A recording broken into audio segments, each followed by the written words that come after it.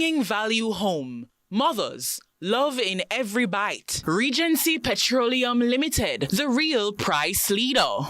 And Just Bet Goal Rush. Watch all the games on the biggest screens in the Caribbean. Gonetta fi full up, match link up, fan central full up. Me team win, every bad cover lift up. Them a silly billy, me carry real bad team that a illy billy. Now bandwagon to the thing, now bad a switchy. Represent for your team to the nitty gritty. School silly billy, now bad a tell me about your team and them that make the semi. Game sweet, girl I call it sugar daddy. CVM TV, for everybody. Fi pull up. Frost! World Cup! Mike Maynard! Lucas King! Hernandez! Donate! Tunde! William Saliba! Upamecano! Ryan Cherki! N'Golo Kante! Kone! Bakola! Ousmane Dembélé! Respeita o manto! O rei chegou!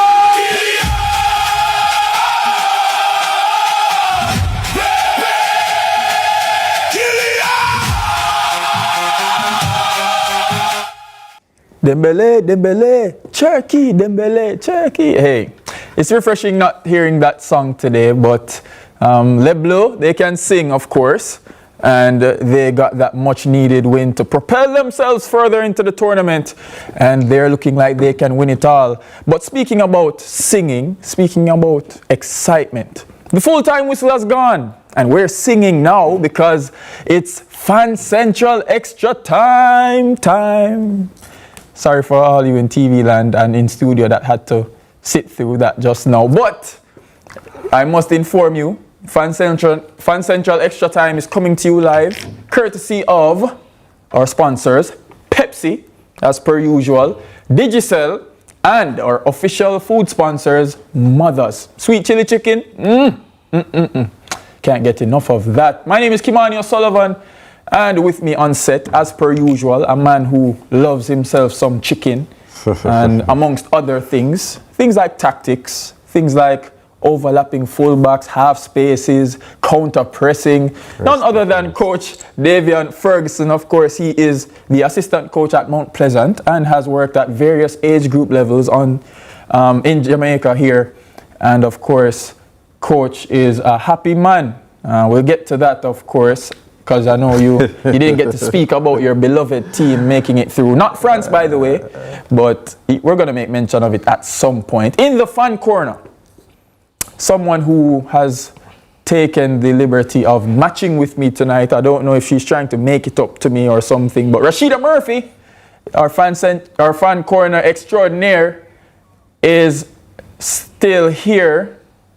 And we'll be hearing from her soon at some point during the show because the Fame or Shame list should be packed with French players, I believe, for today's show. But then again, I don't want to spoil the surprise. Rashida Murphy is one who is full of surprises. And don't we know it here on Fan Central Extra Time. Of course, we'll be joined by Victor Stewart, former FIFA referee, who will be speaking to us about all things VAR. Did Mbappe dive? Didn't matter, he missed the pen. But of course, he's our resident expert on all things rules and regulations. So we'll speak to him at some point in the show, and we'll have the analysis of today's games, as well as a little bit of a preview of the game to come tomorrow, which I have taken a liking to, the Jordan Fort Kimani O'Sullivan Derby.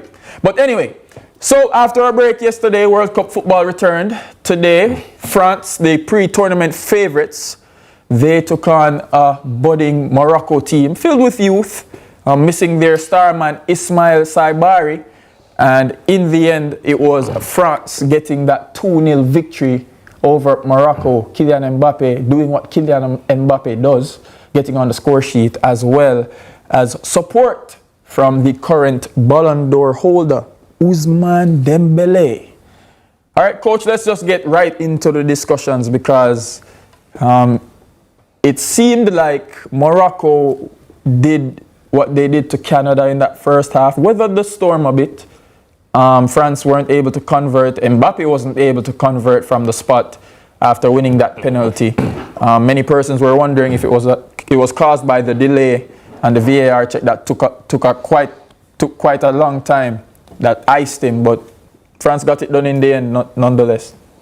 Yeah, good night, Kimani. Good night to your viewers. I think it was a mature tactical performance from France. They showed why they're one of the favorites, or the overwhelming favorites to win everything. We saw where they didn't feel the need to dominate possession, but they control space, they control transition, and they control how they wanted the game to play. It's interesting also that you mentioned the Canada game, because they would have looked at that blueprint in terms of how Morocco played. And Morocco did not dominate the ball in that game, but what they dominate was the transition. And I think how France set up today was definitely to stifle that transition. I think it worked. If you look at the game, it might be 2-0 on the card, but I think an XG of over 3 to an XG of 0.14 by Morocco. It was a total domination by France, and I still don't think that they're in the best gear that they can get in yet. Was the French team let off the hook, coach, because of course Morocco was missing their starman Saibari, so they had to deploy, it seemed like, El Kanous in a central attacking position, as opposed to the replacement striker that came in the last game. I forgot his name, but did that help Saliba and Upamecano to deal with the Rahimi, pardon me, sorry. He's the striker that came in the last game and actually scored off the bench, replacing Saibari. So was the French defense let off the hook, seeing that Saibari wasn't present and it was, an easy day for them? Saibari, without doubt, is a quality striker. Bayern just shell over $50 million on him. So you know the quality that he has. But if you ask me, two of the best defenders of large pace in the World Cup is Upamecano and Saliba. And I think that is what they did not allow today in terms of Morocco. So I think no matter who the player was, the structure that they came with, they attack with 5 and they rest with 5. And how they rest, they compacted the zones and they didn't allow that transition. So I think no matter who the player was, in terms of the number 9 position today, I didn't think it would have made a big difference in terms of the scoreline. Wow, impressive take about the defense. I mean, you do substitute a physical target up there that can maybe, post up on the likes of Saliba and Upamecano, but I guess that might be coach waxing lyrical Saliba's prowess, as an Arsenal fan. But anyway, they must have had some sort of game plan though, coach. For Morocco, where did they go wrong in terms of their approach to the game? Of course, France has all the firepower in the world, but what did the Morocco coach get wrong today in the match? Not a lot, to be honest. Qualitatively, I think France is superior to them. They started defending with 8 versus 4 because France's main front 4 are players that they push forward with regularity. And I think they were defending well against that front 4. But I think what they could have done better for me is that they tried to play that transitional pass, that first pass, too early. So they needed to be a little bit more braver, bypass that first line of pressure. And I think once you can bypass that first line of pressure, you create some openings and expose now those 2 players that you mentioned earlier in the defensive line.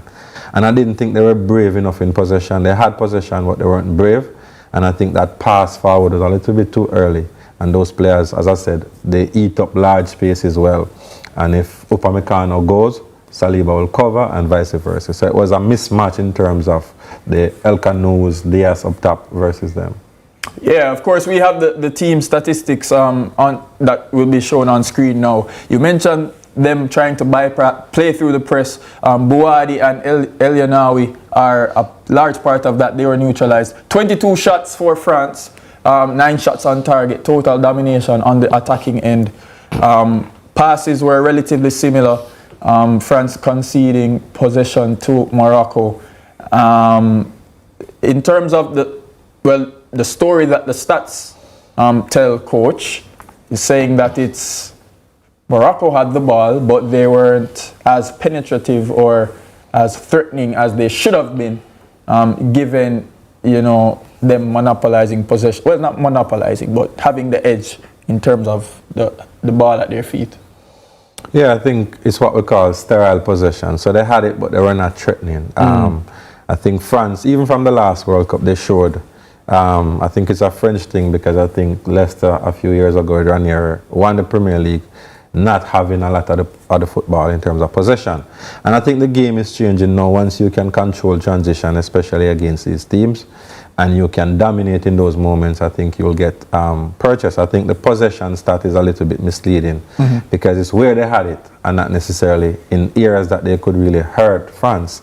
I think in the second half, though, they started to get a little bit more forward. They started to play a little bit more in that space that you want them to play, and they started to win some set pieces. They started to win some free kick and some corners, which I think those were things that they needed to really drive home, because qualitative wise, I think it's obvious. Boadi is 21 years old. He was the U21 captain for France a few months ago, and he is in this Morocco team as a starter. So the quality between players, and when you look at the front four, Doué, Dembele, Olise, Mbappe, there's not much more front four in world football that can match that. Yeah, you make a good point, Coach. We're going to bring our former reggae boy Tyrone Marshall in here as we get into the discussions about the final third entries and attempts on goal. I'll just run through those really quickly, especially the final third entries. We see a lot coming for France on that down that left-hand channel. Of course, the likes of Desiree Doué and Digne providing the width. Similar for Morocco, of course.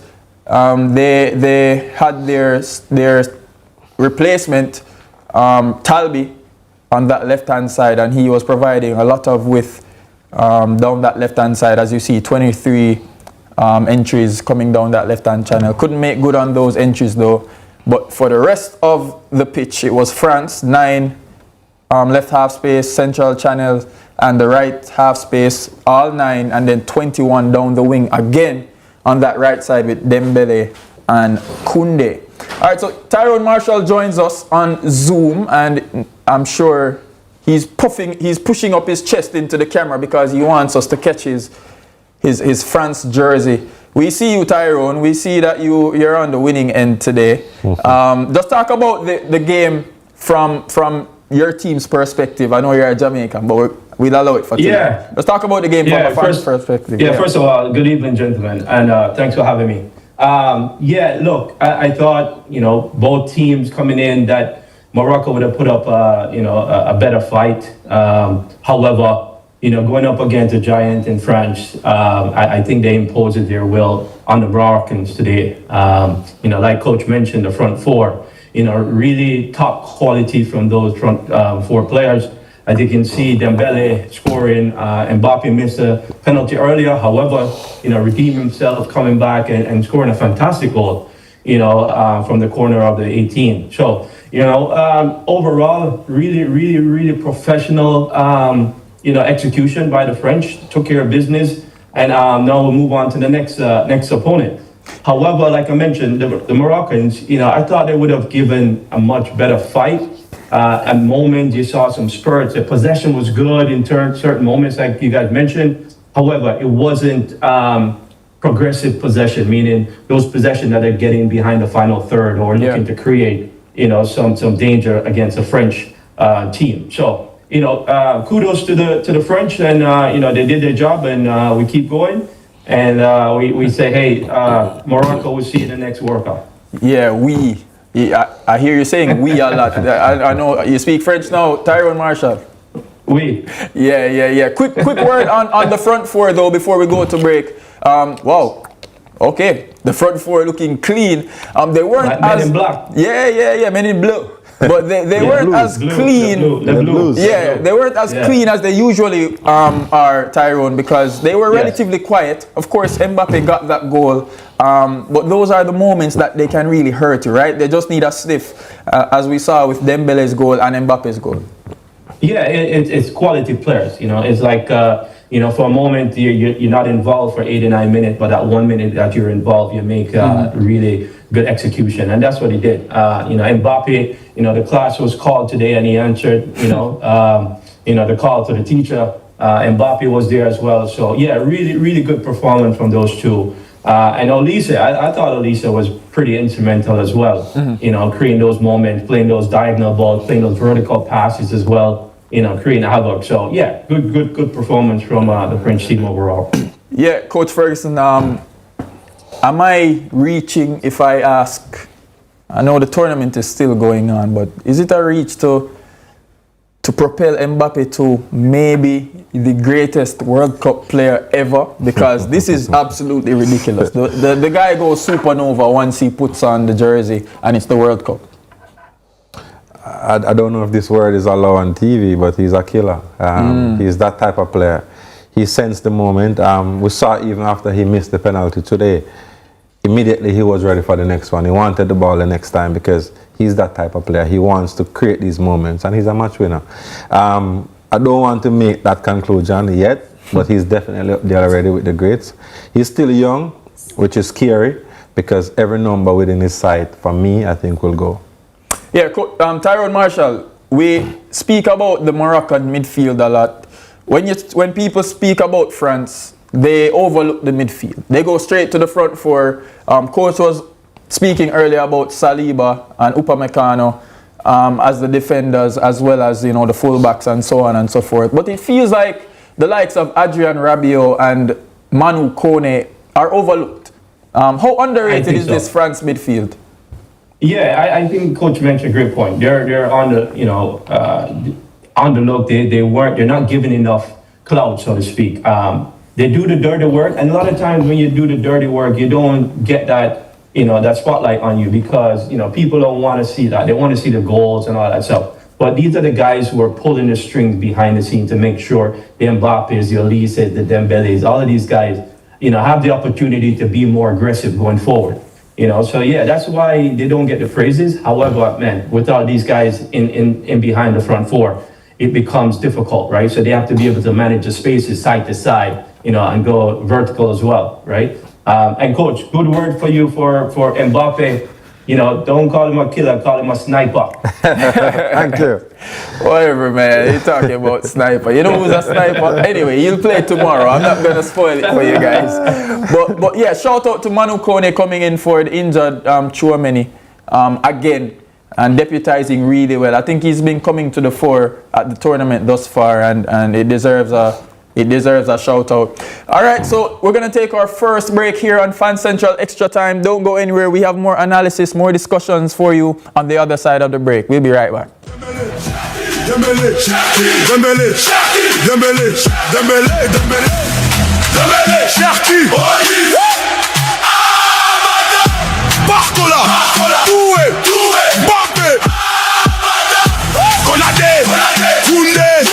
Saliba,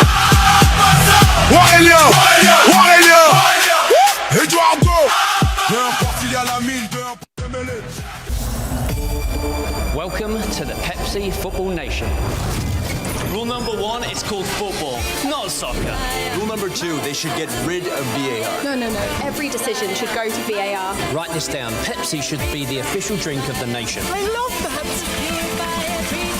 They won't agree on anything. That's where Rule 100 kicks in. Everything gets settled on the pitch. What about you? What rule would you want? Turn up to 25. Could I drive out fresh in a MG ride with a staycation all inclusive flex? Yeah. I don't tell me the cash. Yes. Smart TV, PS5. I know I'm upgrade. Turn up your winnings this summer with Digicel. Sign up or switch to postpaid or Digicel Plus. Buy a SIM. Top up with 5 bills or more. Buy a 7-day plan or higher. A smartphone deal or just pay your bill. Authorized under Section 58.3 of the Betting, Gaming and Lotteries Act. Promotion period June 24 to September 5, 2026. Visit DigicelJamaica.com for terms and conditions.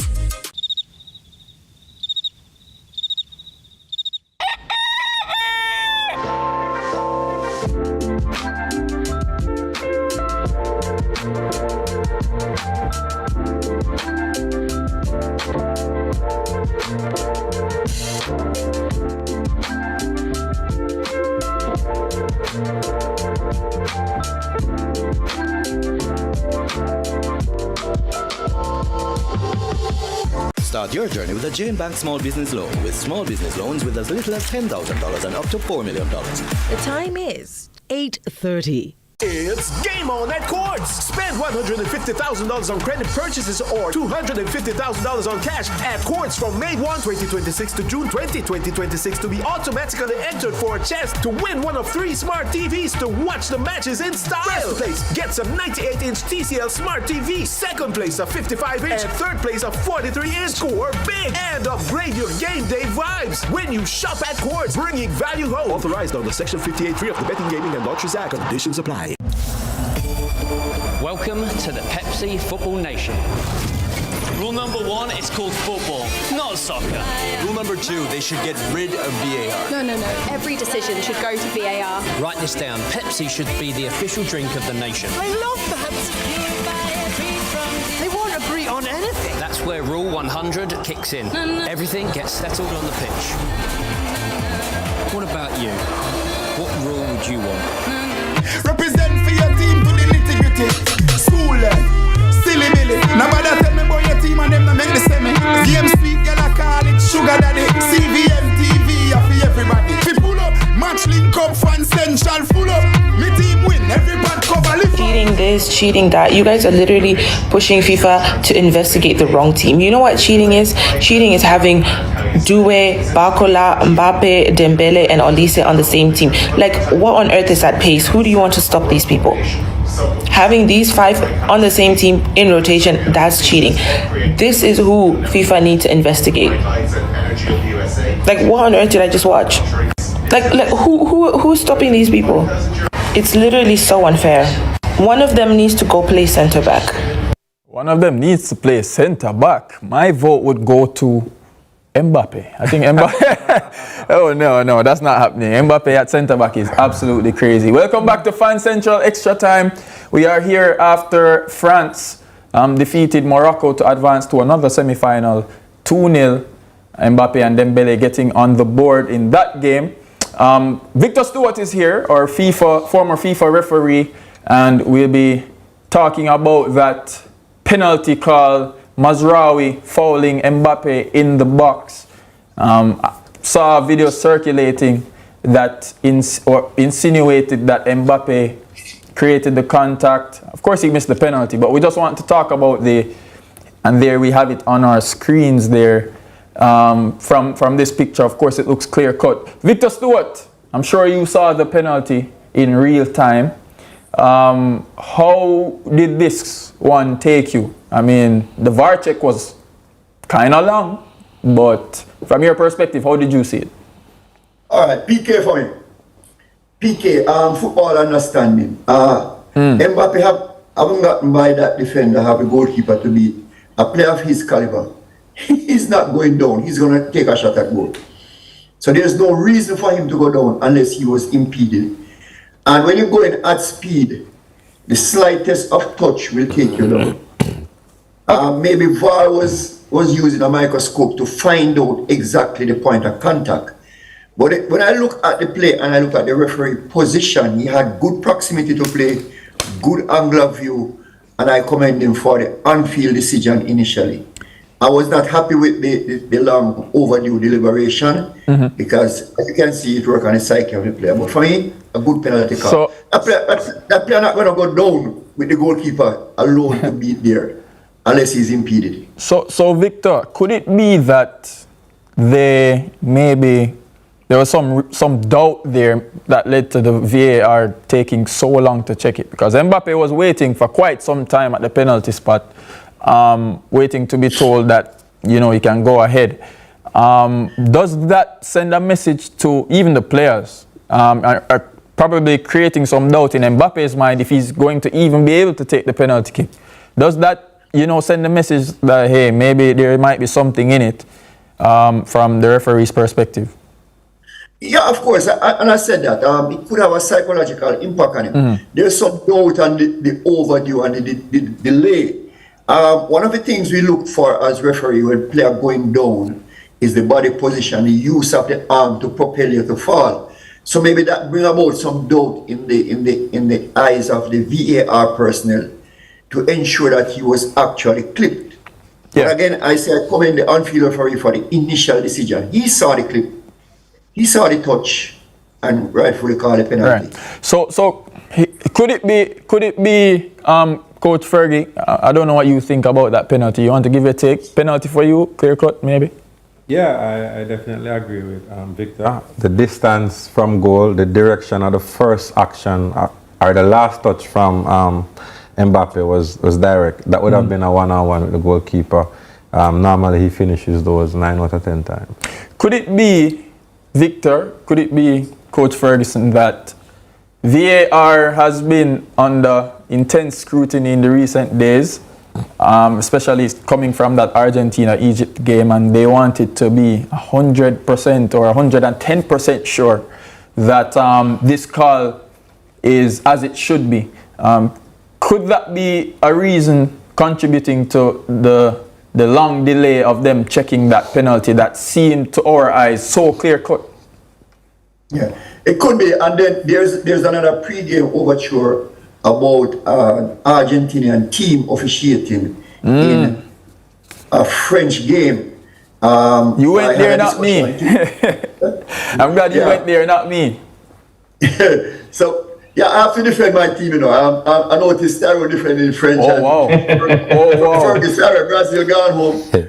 Surprise. But no, if you notice, even in the chat group, I'm not making any prediction because I'm supporting the referees. Of course.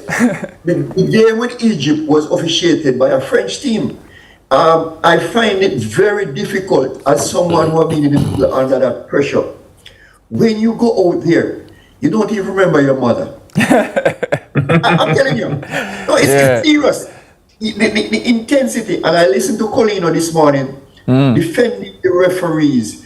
We are going to make mistakes, guys. We are going to make mistakes, and mistakes will be made. Honestly. Fair. So what I think they were checking there to ensure that the call was 100% correct, even though I say it took too long for them to come to that conclusion. You notice the referee didn't even go to the VAR, go to the on-field review. Right. Because check was completed. Okay. And it did trouble the player. All right, so let me ask you this then, Victor, because you mentioned persons probably having concerns about an all-Argentinian panel of referees in a match like this. How are referees chosen for each respective game? Can you give us insight into that? What goes into the selections?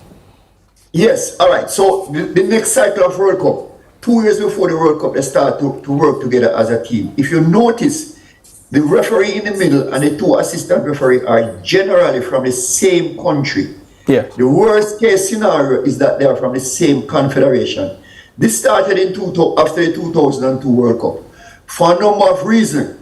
For language, they work together in teams at the lower level, under 17 World Cup, under 20 World Cup Olympics, and they have been practicing together for communication purpose. Now, when they're at the World Cup, they ensure that they select the best teams. Right now, I can tell you, of the 52 referees that were there, some are already home.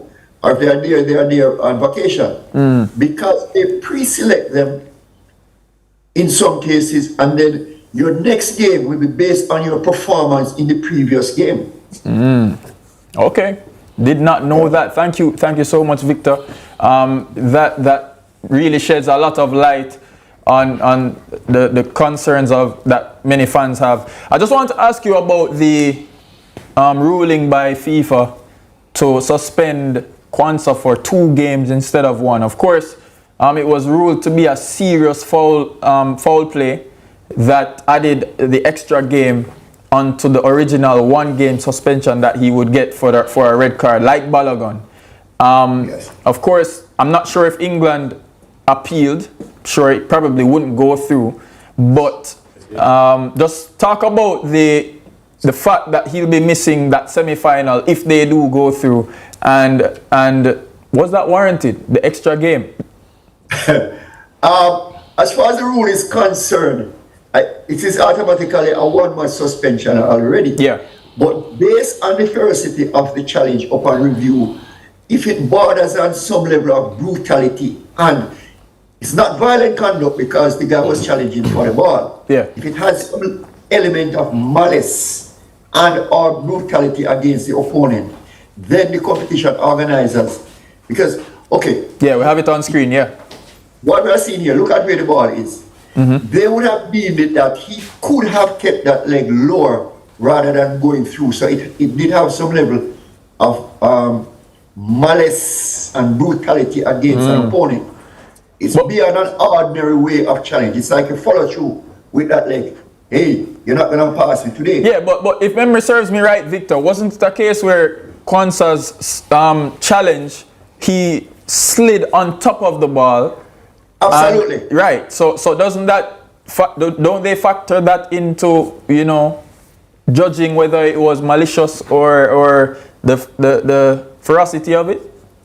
Yes, they do. But the original speed, if you recall a live play, the speed, one of the things we tend to separate foul from careless to reckless to excessive force is the speed and mode, manner in which you're coming in. You're coming with the studs up at high speed. Yeah, so even though that ball did do some cushioning of the speed, it still elevates to a high speed that requires a red card. That's a great point. That's a great point because he was sprinting out there to make that tackle. So fair point. And he's a big fellow. He's a big fellow with some mass. Massive. Yeah. So, well. But that's a typical English tackle, Premier League tackle. Yeah, and so some will say that's a typical English red card too.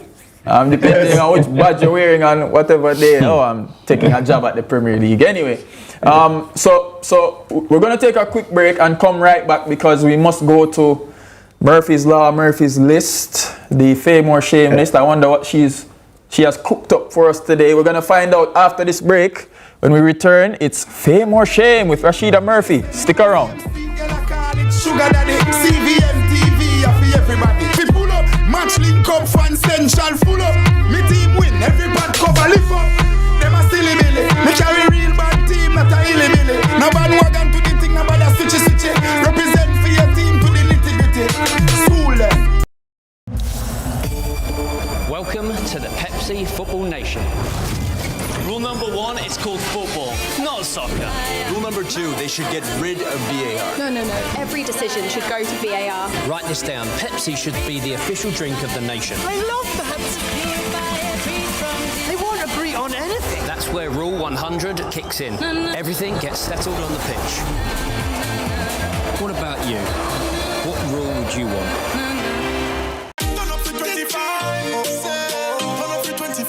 Could I drive out fresh in a MG ride with a staycation all inclusive flex? Yeah.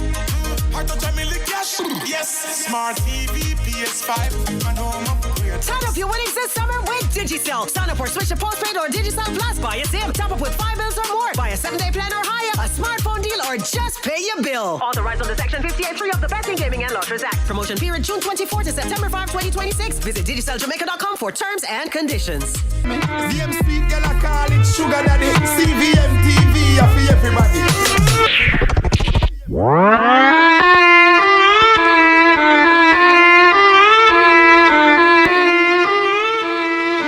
Charlie, please! Papi, Billy! Say wallahi! No, Papi, what was that?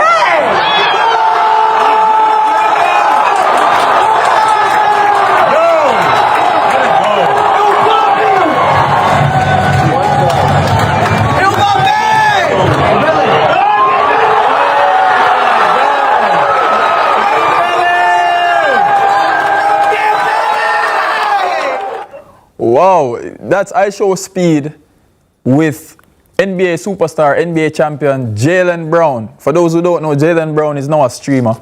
So that's some sort of crossover collaboration between the two, which is really cool. Welcome back to Fan Central Extra Time. Still here with Coach Davian Ferguson, Victor Stewart on Zoom, as well as Tyrone Marshall, our former reggae boy. We just want to talk a little bit about Kylian Mbappe. And not only Kylian Mbappe, we want to speak a little bit about the top performers, namely Harry Kane, Lionel Messi, Erling Haaland. Now, Coach Ferguson, the World Cup has a lot to do with the Ballon d'Or race, right? And these players are currently kicking up a storm on the biggest stage of them all. Give me your early predictions in terms of what the Ballon d'Or race is looking like currently, given what these players are doing at the World Cup. Is Mbappe propelling himself into the discussion despite not winning any trophies at club level? Well, I'll answer this question in two parts. So first, I'll give you my position and the individual award. I'm not a big fan of it personally, but I think, that being said, whoever wins the World Cup, I think the winner for the Ballon d'Or will come from that. Ooh. It might be an outside chance also that if the little magician managed to take Argentina over the line, he will also be in the reckoning. Dembele has done well for club. Mbappe, in a very poor season by many, he has over 40 goals, or 40 goals contributions within an entire season. So it shows you the magnitude of the player. And I believe if he wins the World Cup, or if France win the World Cup, he will definitely get that award. Tyrone Marshall, I mean, he makes a good point about Lionel Messi. Of course, he won the Ballon d'Or that season at PSG, where he won Ligue 1, won the Coupe de France, and then won the World Cup. And he got it over Erling Haaland, who had a treble-winning season in his debut. First Manchester City UCL title ever. Do you agree that the World Cup is the tipping point for the Ballon d'Or, and who do you like at the current juncture? Yeah, great question. First of all, I agree with Coach. Definitely the World Cup tips the scale towards the Ballon d'Or, winner. I think that's a prestigious award to win the World Cup. I mean, it's a big tournament. You're going against the best players. And, the top scorer, I think Messi did it, right? And that was a tip of the scale with going up against Holland, right? And especially him being, Messi and finally got over the hump, so to speak, where, he finally got his World Cup. So, yeah, everything aligned for him. The stars aligned for him in that particular instance. And so it was fair to give it to him. Looking at the current standing, I really, think that Mbappe, is kind of taking the lead, so to speak. In a close second, I would put Erling Haaland up there. I was waiting for it. Yeah. Yeah, I think so. I think he deserves his flowers now. He's showing it on club level, and now he's showing it on the big stage. He's finally got his opportunity, and he's dominating. I mean, watching him against Brazil, and I don't think any centre backs wanted to go up against him, the Brazilian centre backs, especially right? Gabriel, yeah, especially Gabriel, and he sees it in the Premier League all the time. But in this particular situation, he doesn't have Saliba to give him a break, right? So it's him dealing with him the whole time. So it makes it really difficult. And I think that does have a lot of leverage. I think looking at the Ballon d'Or. So I give those two guys the notch, so to speak. Okay, so on screen we have the race for the Golden Boot. Now, you see Kylian Mbappe and Lionel Messi tied on 8 goals. If there's a tie, the next tiebreaker is assists. And if there's a tie with assists, I believe it is minutes to goal ratio, minutes played. So that would be the tiebreaker for if there's a tie in terms of goals and assists, and then the player with the least amount of minutes played would get the because he's subbed out, right? Because of the domination. Well, I'm not familiar with the numbers, so I can't say definitively, but FIFA, the people who need to be are familiar. We haven't mentioned Sir Harold from the House of Kane, scorer of goals, first of his name. But if England, Coach Ferry, I'm going to begin with you. If England were to, football were to come home, as they always say, it's coming home. Would the Ballon d'Or be given to the man from Bayern Munich, given the statistics, given the Bundesliga titles, and just the performance we've seen from him thus far? I think Coach Tyrone mentioned Erling Haaland, and definitely I think he is somebody that we have to start to look at as a serious number 9 within the game from a global standpoint. To the point of Hurricane, difficult. Why is it difficult, Coach? Let me say this personally, sure. and that's why I personally don't like these individual awards. The personality, the profile of the person, yeah, you know, the aura that person has goes a far way in these individual awards. And I think Messi and Ronaldo has straddled those awards for a very long time. I think when Luka Modric won it, it was a dip in some people's mind, but at least his quality throughout would have shown. So I think Kane is an outside bet, but I don't think he would be the ultimate choice. So I won't go ahead and ask you about Declan Rice then, because he's completely out of the question then. Am I right? No, I don't see Declan getting it. Okay, as long as we agree on that. You put Declan over Jude? Hey, Jude hasn't won a... Hey, you know what? Come on.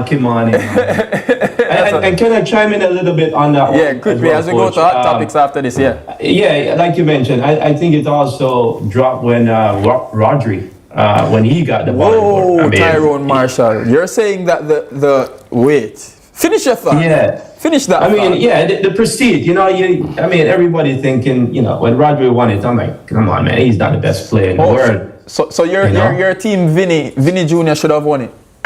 Of course, 100%. One of the most inconsistent superstars known to man should have won the Ballon d'Or. The man should have taken it. He was a sniper. All right, you have a thing for guns. Wait, we can't say guns on TV.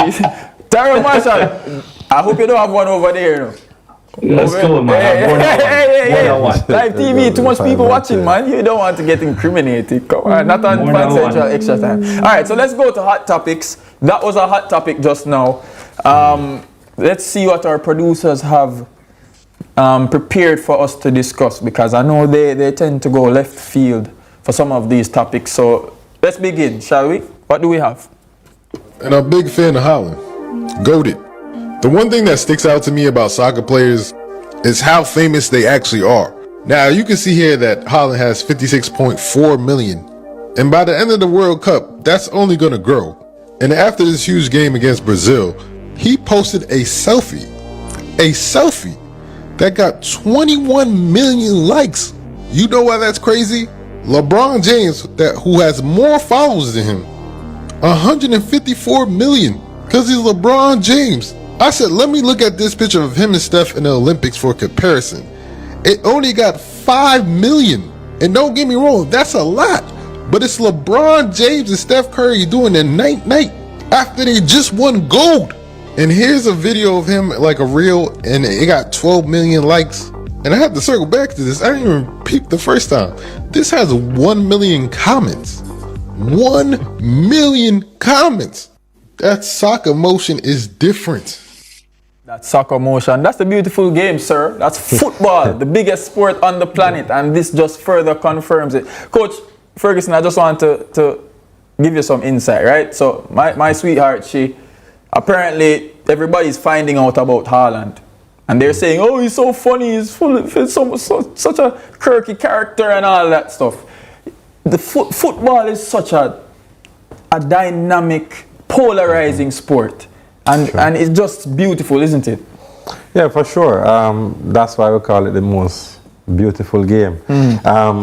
We saw a stat a few games ago where we had the Cabo Verde versus Argentina game being watched by 2.7 billion people.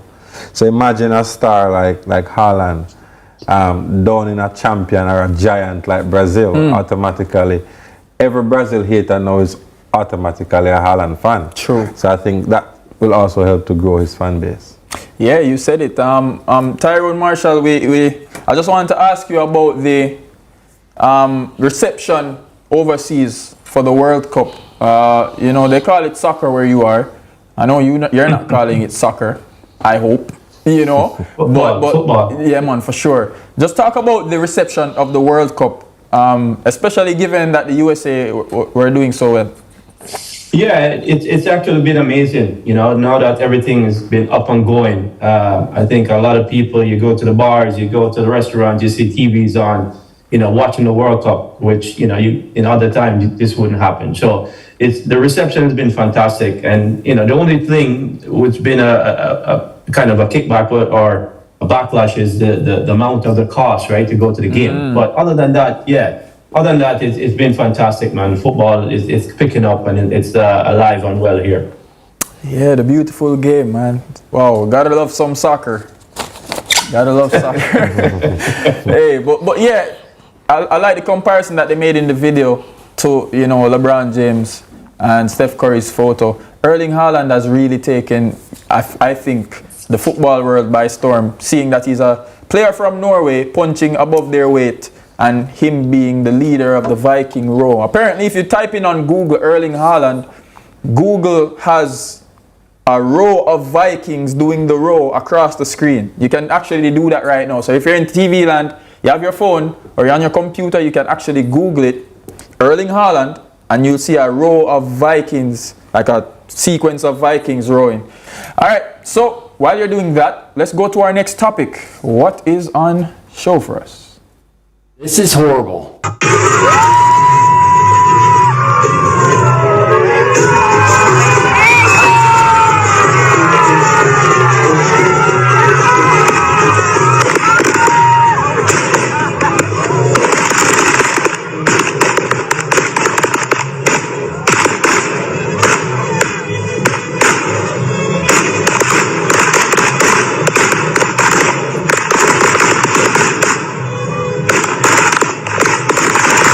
What you just saw were people in the country of Paraguay shooting fireworks and lighting on fire a mannequin that had Mbappe written on it. So we just spoke about the beautiful game. I guess this, you can consider this the ugly side of it, or we don't even consider this a part of the game. But so Paraguay, as he said, there are some supporters in Paraguay who created a mannequin with Mbappe on it and started to burn it and fire, you know, fireworks and all that stuff at it. I think this comes from there was a senator from Paraguay that came out really saying some nasty stuff about Kylian Mbappe, Tyrone, and yeah, it just goes to show that sometimes the ugly side of, can I say, humanity, we find a way to ruin things, you know? Yeah. This is on the tone was there, you know, like you mentioned, the senator from Paraguay came out. She had some statement about Mbappe, and Mbappe came back at her. Yeah. And, you know, it just kept going on. However, you know, this is one of the things with football. You know, football make countries go to war. Yeah. That's the beauty of it. And but it also can bring people together. And hopefully, you know, the beautiful game can create some type of, you know, bond, some common ground where we all can, you know, unite and appreciate the beauty of the game, you know, because at the end of the day, we all are humans and we have to get along. But hopefully the game can bring us together and not take us apart. Yeah, and Coach Ferguson, Mbappe, one of the things he said is, you know, that the senator doesn't represent all Paraguay fans. And it's important to note that, because you see things like this and persons think, oh, Paraguay is such a horrible people, you know, it's a horrible place, why would they do something like that? But that's just a small sample size of the people, isn't it?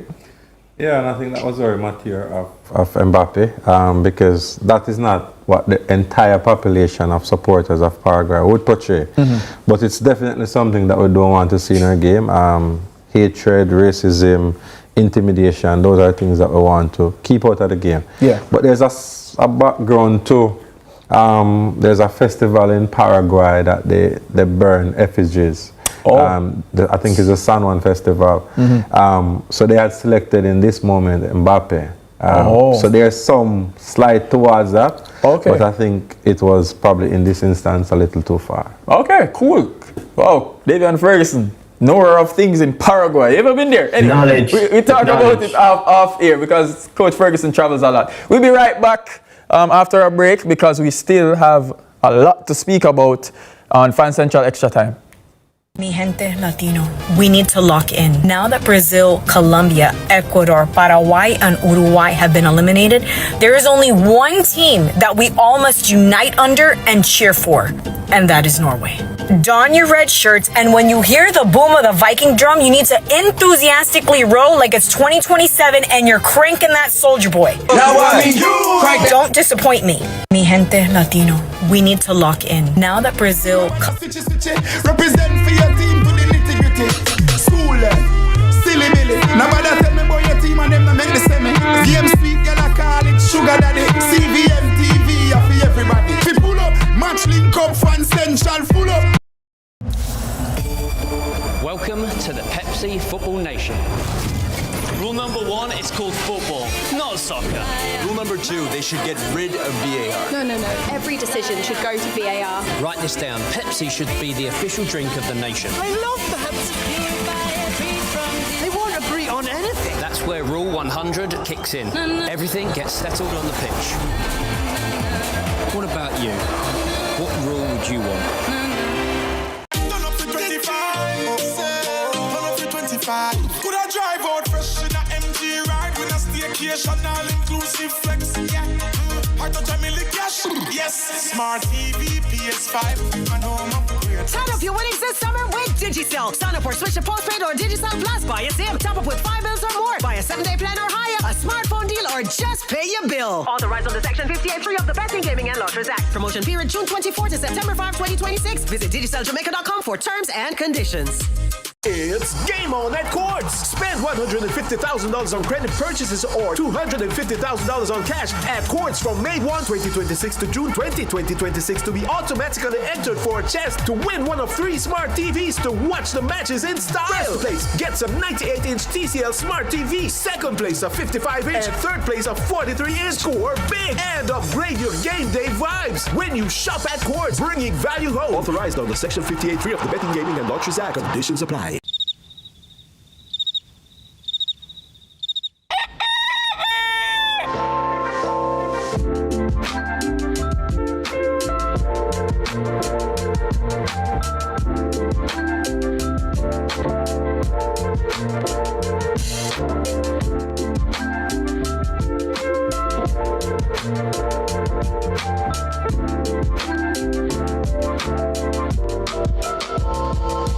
Dembélé, Dembélé, Dembélé, Dembélé, Dembélé, Cherki, Barcola, Doué, Mbappé, Konate, Koundé, Saliba, Warelien, Eduardo, peu importe il y a la mine, peu importe. Dembélé, Dembélé, Dembele, Cherki, Dembele, Dembele. Yeah, man. Gotta love France. You know, the songs are catchy. Welcome back to Fan Central Extra Time. It's now time for not Murphy's Law, but Murphy's List. Fame or shame with Rashida Murphy. Rashida, over to you. So I wish my fame pick I could put the entire French team up there as my, because I think every player, nobody put a foot wrong. Defense to midfield to goalkeeping, it was all great from them. But if I had to pick 3, at number 3 it's gonna be Doué. I think this is one of his best game in a French national jersey, and at the World Cup he's been amazing today. He created 3 very big chances. Some of the chances, you know, nobody got on the end of it, but he was incredible. Also, getting back defensively, he contributed a lot today on the pitch. At number 2, I'll put Ousmane Dembele, the Ballon d'Or winner. I think he also stepped up very well. His play with Mbappe was amazing. Both of them were a very great dynamic duo in this game, and he is climbing up that all-time leading list of scorers at the World Cup in this campaign, and it kind of will dead the noise around has Dembele ever performed for France. And then number 1, I have to put Mr. World Cup, Mbappe. The dictator. Yes, 20 goals in 20 games at a World Cup is just unheard of. And at his age, he has so much more to give to the game. He's also tied with Lionel Messi. And to break the deadlock, I think his assists will also put him apart from Messi and all the other persons in the running for the Golden Boot. But just incredible performance from him today. You know, I don't think there's a World Cup and a Real Madrid. Mbappe is literally the same player. He just has better suppliers around him who are willing to work through him and to give him that support that he needs. My shame pick, I would like to put the entire Moroccan team up there, but I'm going to put Mazraoui. I think he was just absolutely horrible today. He, you know, it wasn't a good game from him. I was really disappointed. Again, I'd put Hakimi as well. Hakimi has had a disastrous World Cup as a Moroccan player as well. He focused too much on offense and not enough on defensively to help Morocco. So I do think that are my picks. Any disagreements? Kimani, I see your face. You're a bit... you know, Rashida, no qualms with the France picks. Honorable mention, Kone. I think he was really active. He was very good. And of course, as Coach Ferguson mentioned, Saliba and Upamecano. The shame picks, though, are a bit harsh. Mazraoui was playing out of position. He was at centre-back today. Can't kill him. Of course, he dipped his hand in the cookie jar, got caught. But, yeah, that's the only thing I have to say, really. Good list. Coach Ferguson. Yeah, I think some good picks. I would agree with Mbappe and Dembele because they impacted without the scorecard. But I think Olise, he controlled the offense for France. He's definitely in there. The last game I was calling for Dewey while watching the game against Paraguay because they needed a breaker, somebody in between the line, and he came in, won the penalty. But I think this game he was lively, but I think Olise for me was ahead. And I have to put at least a defender in it, so I would have Upamecano. Because if you watch the game and you look at Morocco, they did not get a sniff. And people might look at it and say, normally they create chances, but I think on the transition he was superb. Brilliant. Almost scored an own goal in the latter part of the game, but overall I think he was solid. Yeah, almost got on the score sheet as well with that header that Bono saved. Tyrone Marshall, your take on the list? Yeah, it was a really good list. Like Coach mentioned, I think Olise, could be very impactful on that one as well. I don't agree with Hakimi being on the shame list. I think Hakimi is probably one of the most impactful player on the Moroccan team, and I think he's had a decent World Cup, to be honest. I mean, he's the player that no one really has a position for. I mean, he's all over the pitch. I wish he had some more players like him, around him, like you mentioned, to supporting cast. I think it'll be a different team. However, your selection was pretty spot on with everything else.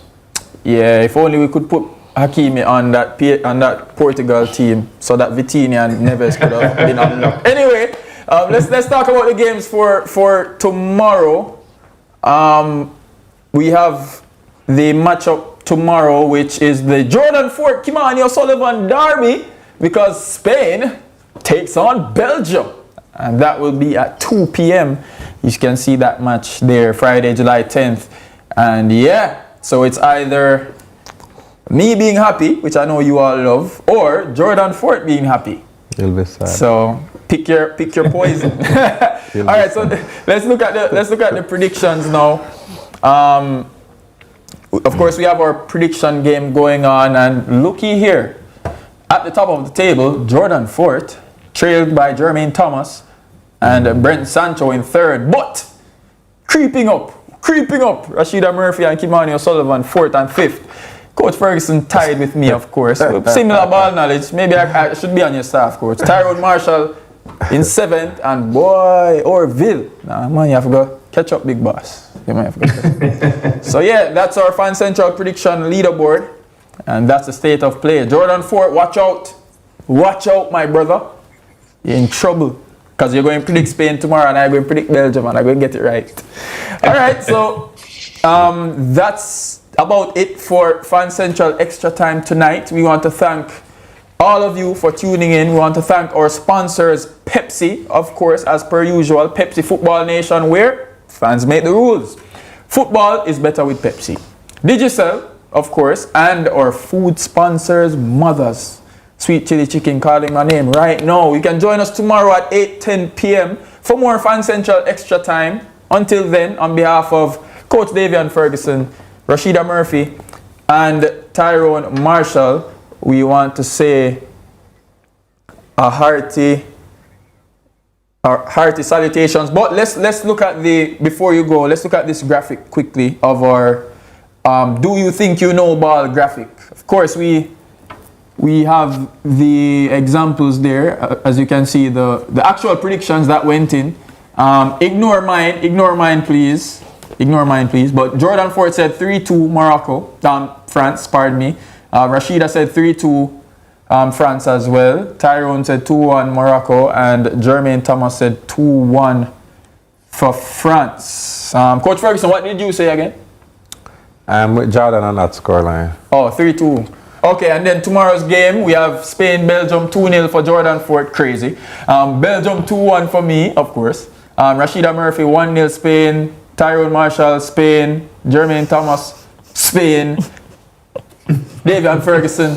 I'm going to remove the goal that I gave Belgium, and I'm going to go up Spain 2-0. Spain has yet to concede. I don't see Belgium scoring on them.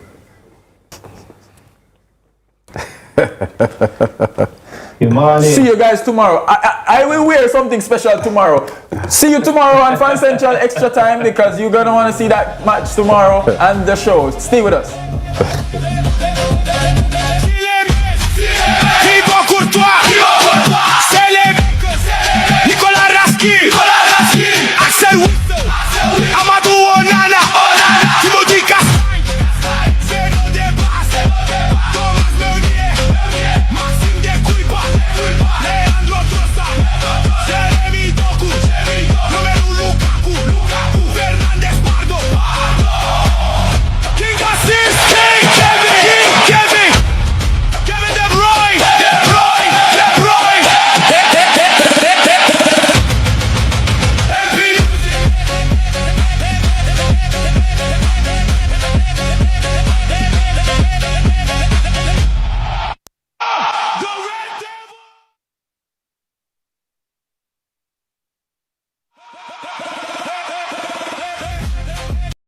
Fan Central Extra Time was brought to you by Pepsi Football Nation, where fans make the rules. Football, better with Pepsi. We also want to thank Digicel. Turn up your winnings this summer with Digicel. Courts, bringing value home. Mothers, love in every bite. Regency Petroleum Limited, the real price leader.